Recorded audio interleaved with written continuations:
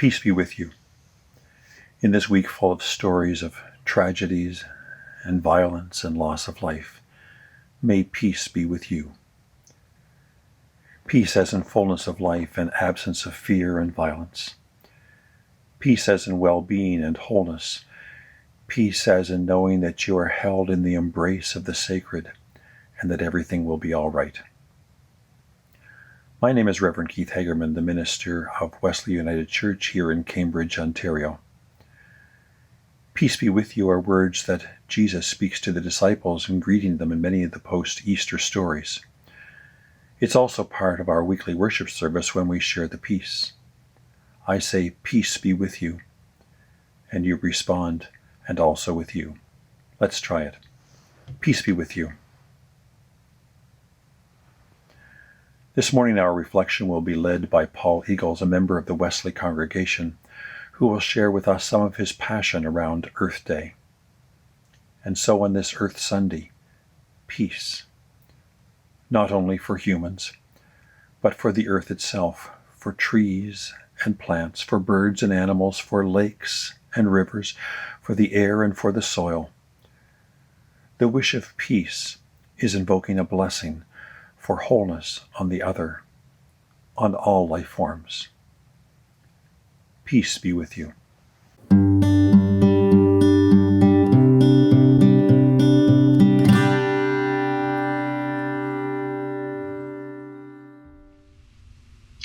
Good morning. On Wednesday, April the 22nd, we will celebrate Earth Day. The service this morning will have a slightly different format. Your worship committee has invited Paul Eagles to speak. Paul is an environmental planner. If he was speaking from the front of the church sanctuary, he would be wearing his academic robe, signifying an earned doctorate from the University of Waterloo. While teaching classes and supervising graduate students for over 40 years, he has also conducted research into sustainable tourism, parks, and protected areas. It is normal then that he has studied the effects of climate change on his beloved environmental areas. Many of you have children and grandchildren that are learning virtually because of COVID-19. Today it is your turn. Paul will present a number of statistics and graphs, and these would be best viewed on a large screen.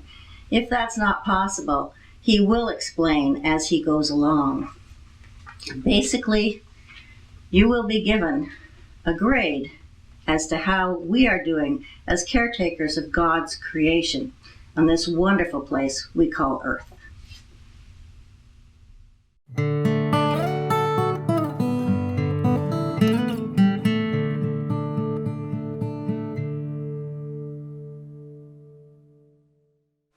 There are 4 readings this morning. The first is from Genesis chapter 1, verse 31. And God saw everything he had made, and behold, it was very good. The second reading is from Job chapter 12, verses 7 to 10. But ask the beasts, and they will teach you, the birds of the heavens, and they will tell you, or the bushes of the earth, and they will teach you, and the fish of the sea will declare to you. Who among all these does not know that the hand of the Lord has done this? In his hand is the life of every living thing, and the breath of all mankind. The third reading is from the New Creed of the United Church of Canada, an excerpt. We are called to be the church, to celebrate God's presence, to live with respect in creation, to love and serve others, to seek justice and resist evil, to proclaim Jesus, crucified and risen, our judge and our hope. And the final reading is a quote from Martin Luther King from his famous speech in the 1960s, I Have a Dream. Our lives begin to end the day we become silent about the things that matter.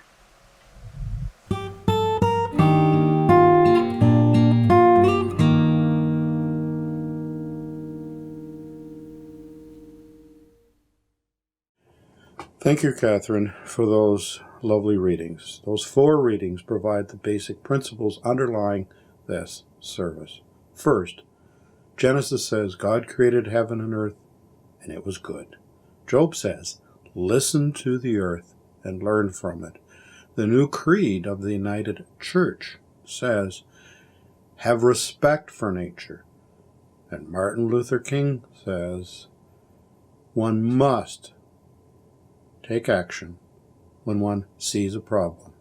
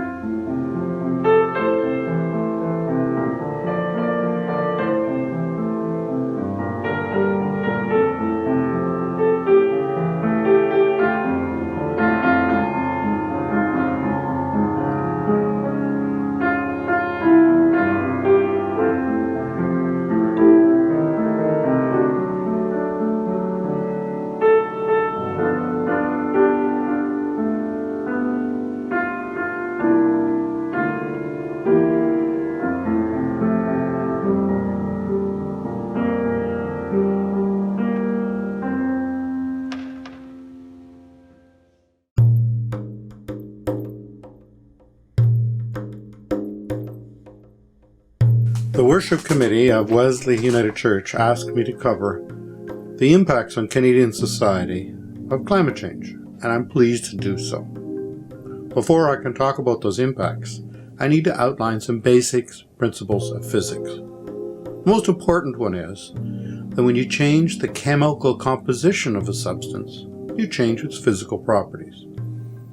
The first example that I know is we learned, humans, 4,500 years ago, that when you mix tin with copper, you get a new substance called bronze. And bronze is harder than either tin or copper. This led to the Bronze Age. Therefore, let me repeat, when you mix substances together, the new substance has different physical properties. This is the underlying physical phenomenon occurring with climate change. When you change the composition of our atmosphere, you change its physical properties. I'm now going to show you some graphs showing changes in 4 different greenhouse gases over time. The first one is carbon dioxide concentration over the last 10,000 years. As you will see, it's increased dramatically. Now the next graph is methane concentration over the last 10,000 years. And it's increased dramatically. Let's look at nitrous oxide concentration over the last 10,000 years. And it's increased dramatically.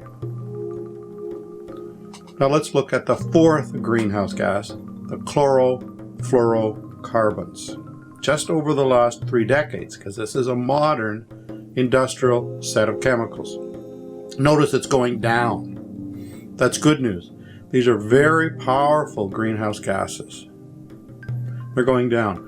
But we've recently seen data of a blip coming up. Somebody in the world is releasing chlorofluorocarbons and lying about it. The next graph is total carbon dioxide emissions by world region. Briefly, you'll see the big ones are China, the USA, and Europe. And the Europe's declining. They're taking a lot of actions to reduce that. The United States is also declining, but is just about to leave the World Treaty dealing with limitations of carbon dioxide emissions. And China is increasing dramatically. Now let's sum this up. We're changing the physical composition of the atmosphere of planet Earth. These 4 gases that I've briefly outlined are opaque to long-wave radiation, meaning sunlight, which is short wavelength, comes through the atmosphere, warms up the surface, the rocks, the water, the trees, which re-radiates long wave, which is bounced back because the greenhouse gases are opaque. This physical and chemical interaction, known as the greenhouse effect, has been well known to scientists for over 100 years.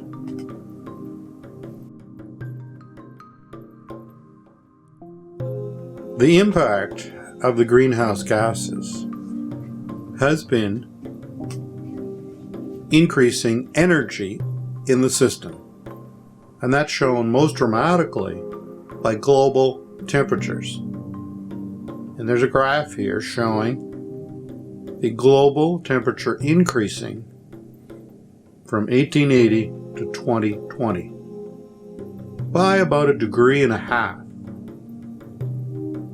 Now that's substantial, given that it's a global increase.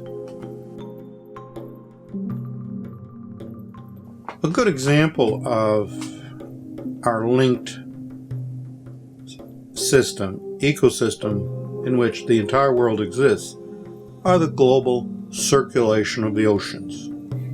So I put up a photo of slides showing the movement of the Earth's currents in the oceans. And it's interesting.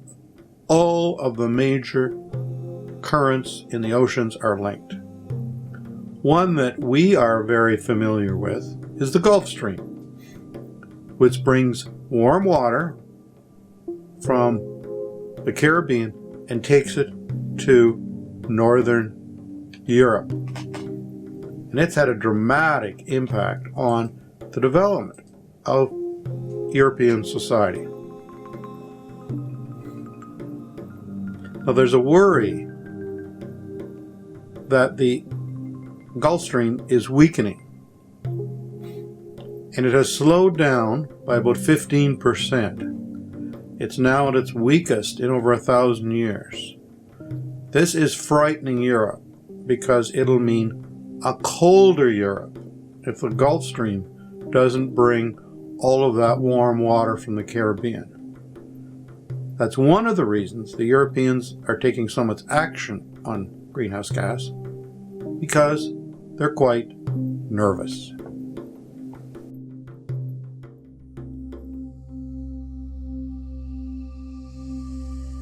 Fortunately, the world's countries are working together on an organization called the Intergovernmental Panel on Climate Change.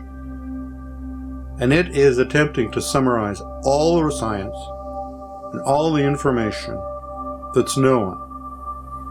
And its latest report, which was 2019, has suggested with some certainty that the global temperature increase is between 0.8 and 1.2 degrees Celsius.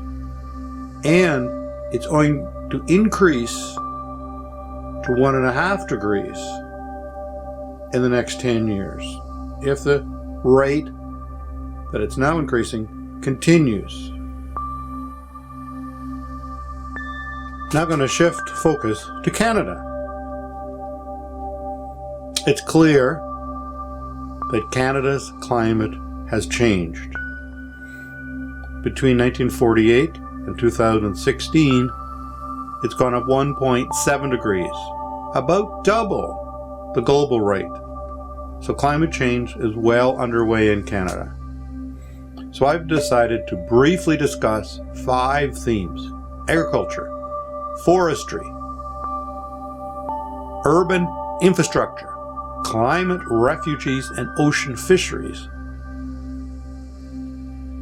to outline the impacts in those fields of climate change on Canada.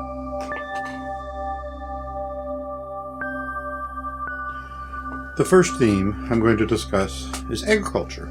Obviously important for food production for all Canadians, but also is a major Canadian export industry. Climate change is generally showing major impacts in agriculture by drying and warming. There's also a very negative impact of short-term high rainfall events, which is also occurring, and you'll hear more about that later. A way to discuss agriculture, which is based on vegetation, of course, is looking at current ecozones. So I've got a map here of current ecozones. The tundra, which is light yellow, occurs through much of Canada, not good for agriculture. The boreal forest, which is the light green, is also not much used for agriculture. It's mostly forestry. So much of our agriculture is in 2 areas: the prairies, southern Alberta, Saskatchewan, southern Ontario and Quebec, which were broadleaf forests which were cleared for agriculture. Now, what happens to these ecozones if we increase CO2 dramatically? Well, the map shows this.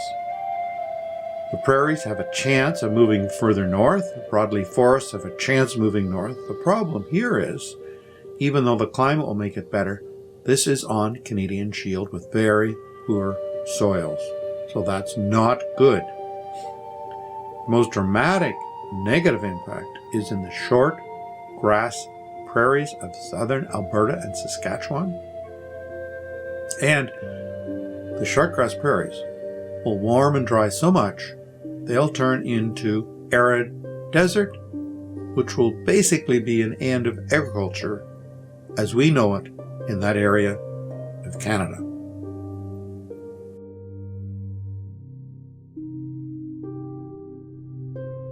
The next field we're going to talk about is forestry. It's important economically. It's very important to Canadian culture. Our trees and our forests are important to all of us.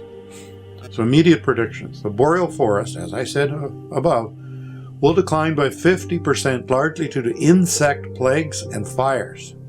This is already damaging our softwood and our pulp industries.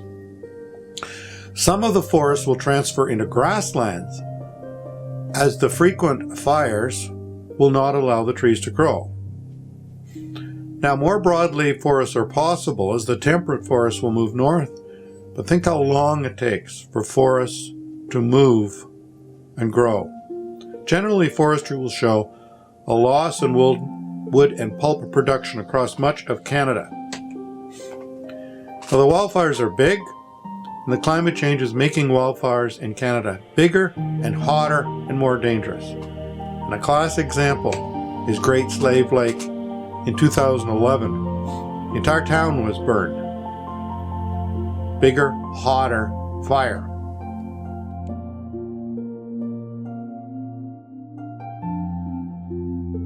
Urban infrastructure. Most Canadians live in urban areas. So the more frequent droughts will require upgrading of our water collection for our drinking and our water use, and our storage capacity needs to be upgraded.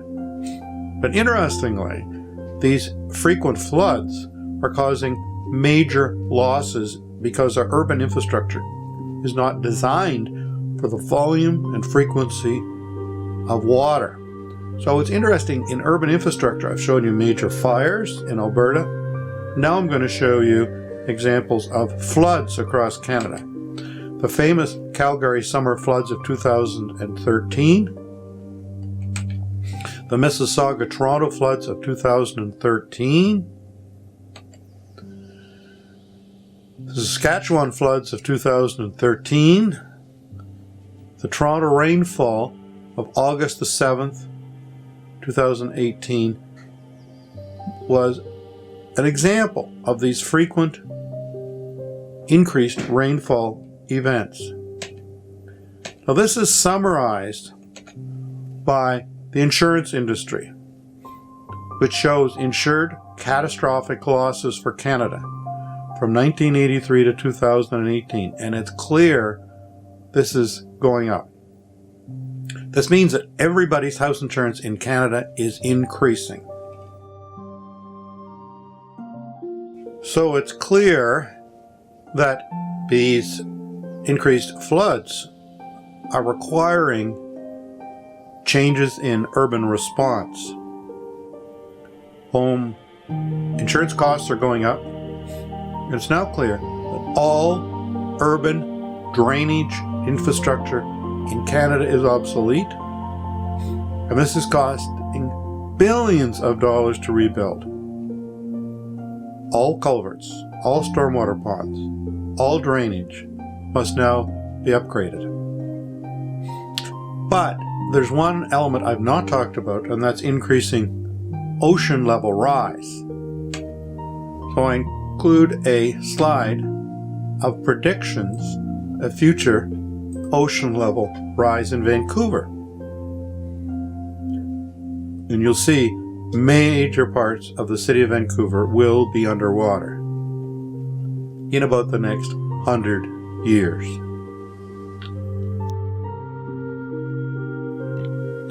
Theme 4 is climate refugees.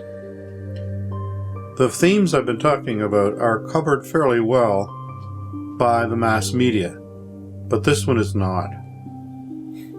As the world's climate changes, with ocean level rise, with warming temperatures, with increasing winds, some parts of the Earth's surface will become challenging for people to live. And they'll try to move from areas of high heat and floods to areas of more moderate climates. What's not been covered well in Canada, that part of the Syrian refugee exodus that's affected Canada was due to 1 million people displaced by a drought that destroyed much of agriculture in Syria. Predictions are clear that in the next century, about 1 billion people will attempt to move from areas of climate problems to areas that are more sympathetic to their lifestyle. The handling these major volumes of climate change will strain our system beyond more than anything we've had up to now. There'll be millions of people attempting to move.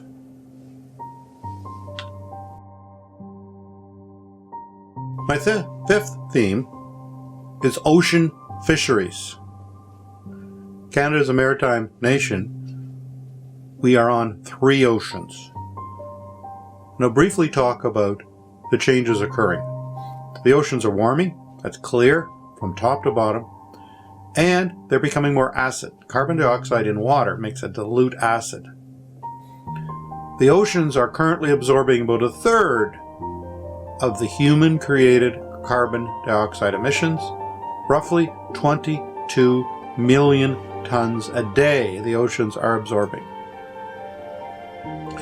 Now over the last 300 million years, ocean pH has been slightly basic, about 8.2. Today it's a drop to 8.1. Doesn't sound like much, but it's a 25% increase in acidity. Now this affects the calcium metabolism of all shelled creatures, clams, crabs, coral, and more acidification is coming. One of the impacts of ocean acidification and ocean warming is a massive loss of tropical corals now underway. I've got a slide here to show you coral bleaching. This is occurring in the tropics, but it's also occurring in Canadian waters as well. I've given you a map showing the 2015 coral bleaching amount by temperature. So the red on this map shows that it's too hot for corals to live. Now let's look at fisheries. Oxygen concentration in the ocean is highest in coldest waters. Oxygen and water are unusual.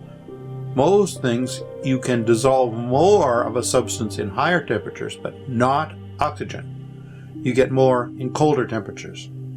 So as the oceans and lakes warm, you get less oxygen, which changes the entire ecosystem. Now, in regards to Canada, all three our oceans are seeing changes in fish populations.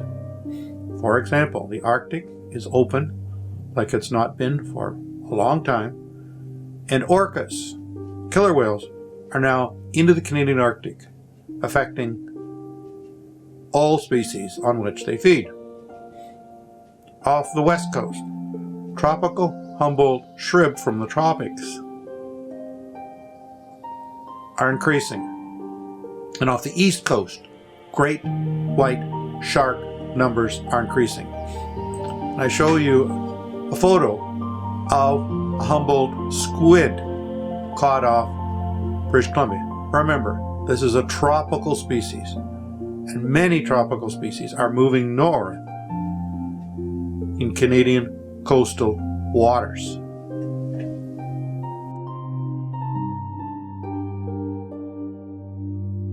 The social and economic impacts of climate change are large now and increasing. The costs of carbon reduction programs are minuscule compared to the cost of climate impacts, something that's lost on many people.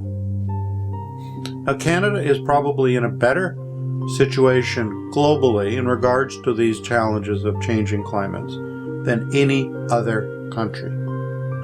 However, our major challenge is probably going to come from outside our boundaries.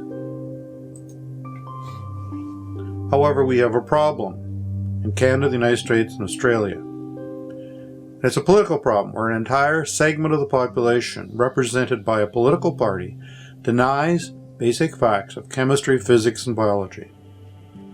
However, in the recent federal election in Canada, 67% of the population voted for parties that are willing to take on the very ambitious task of dealing with this important problem. Now, closer to home in the region of Waterloo has seen clearly the impacts of climate change and is starting to take action. Seen wind gusts, heavy ice and rainfall, extreme cold temperatures, in other words, higher variability. And the region of Waterloo has started a climate change mitigation policy program, and good on the region for doing that. It's interesting that in Canada, the Canadian cities across the country are some of the most advanced governments in dealing with climate change mitigation. I think it's because they are required to produce water for us and deal with the water that comes from rain and flooding, and they see it. And in November 2019, the Region of Waterloo Council received a report. Now, why is the Region of Waterloo so interested? Well, part of it is the University of Waterloo has a globally significant research capability and planning capability to deal with this, which has sensitized the regional politicians and given them the abilities to deal with it.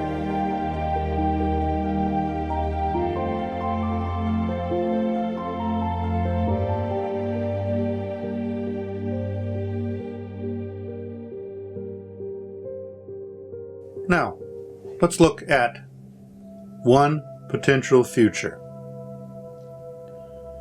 And recent research suggests that an unstoppable runaway climate change is possible due to the output of methane, which is a much stronger greenhouse gas than carbon dioxide, from two places: warming northern permafrost areas and deep ocean methyl hydrates. As the methane is reduced from those places, it'll increase dramatically in the atmosphere, which will lead to more warming.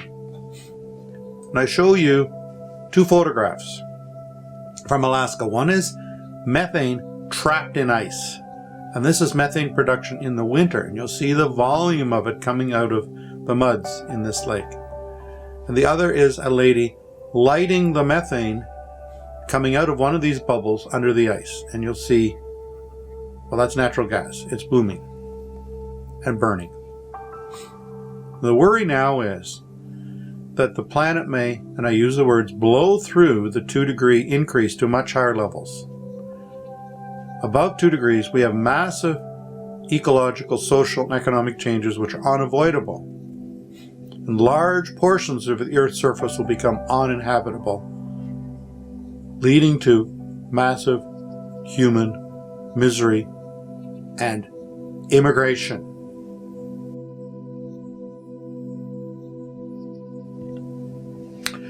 I'm now going to give you an example in one area of climate change underway. And that's Australia.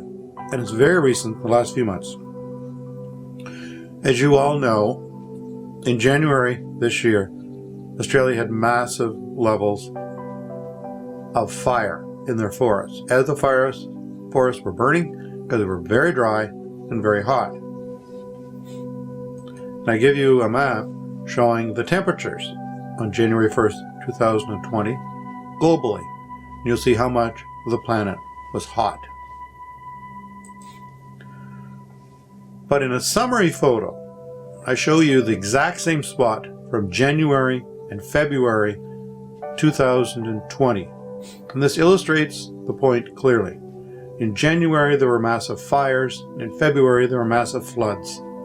And this is an example of the climate change reality of fires and floods, which is occurring literally everywhere. And it's occurring in Australia, and it's occurring in Canada. As you will see in this short discussion, that the social, cultural, and economic impacts of climate change are already large and will continue to increase. It's absolutely essential that all sectors of government, all sectors of society, must react to this problem as best we can. But Canadian society is very well structured to do what needs to be done. Canadians are pragmatic, they're thoughtful, and when there's a problem, we work together on it. So my final message is, we must work together, and I'm hopeful that we will work together into the indefinite future to deal with this very important scientific and political issue. Thank you for your time. Goodbye.